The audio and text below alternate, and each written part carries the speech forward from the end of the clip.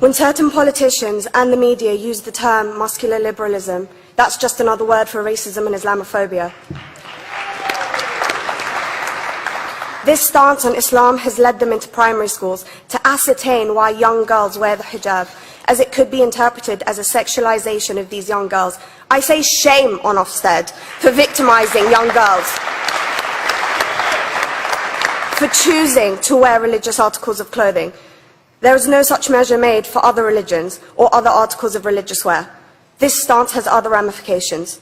It signals to the British public and emboldens groups such as EDL, BNP and other fascist and racist groups that women are oppressed by Islam, are made insubordinate to the men that supposedly forced them to wear it, and that it is the job of the British state to liberate us. We reject this imperialistic saviour thinking.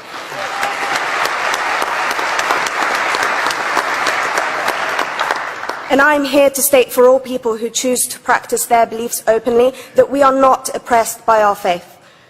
Islam is not one homogeneous block. There are Muslim women who do not wear the hijab, and that is their interpretation of their faith. The Quran beautifully states, "La ikraha fid din," which translates to, "There is no compulsion in religion."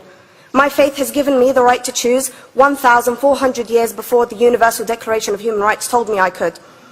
A fun fact for you, conference. My dad didn't want me to wear the hijab. I chose to. Those of faith, thank you. Those of faith should have the right to choose to wear their articles of faith. Sikhs wearing the turban, Jews wearing the kippah, or Christians wearing the crucifix. Practicing my right to freedom of expression through the hijab empowers me and other women like me to know that we are able to make decisions for ourselves. Through the hijab, women like me feel empowered to overcome the social expectations of sexualization that is relevant and has currently resulted in many cases of anxiety and worse. I can speak for myself and others like me.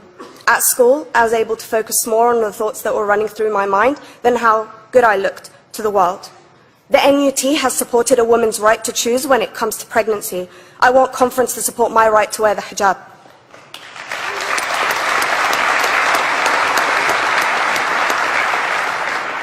How I choose to practice my faith is clearly displayed for all to see. This makes me the target of hate crime. The level of racist attacks on Muslim women is disproportionate to any other oppressed group in British society because we are an easy target. This decision by Ofsted has ramifications beyond the school gates and must be seen in the context of increased attacks on the Muslim community and perpetuates the outdated notion that Muslim women are victims. I was on a trip last year to Hampton Court with my Year 7s, where a man felt comfortable to call me a terrorist. As a Muslim woman, I'm not a victim, so I challenged him. He denied it. I'm sure you've heard of the Punish a Muslim Day. It's been spoken about a few times already this morning. And as a Muslim, I'm actually quite optimistic. They're trying to limit it to one day. That's 364 less than normal.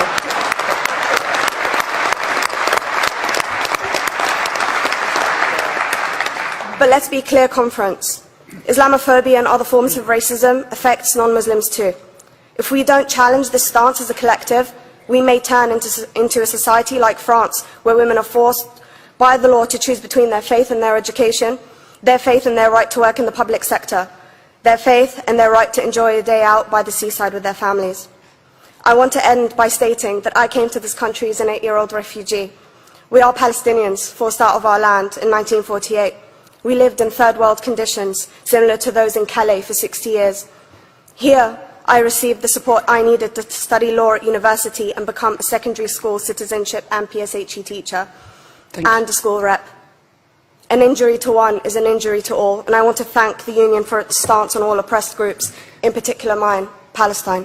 Thank you, Conference. Thank you, Latifa.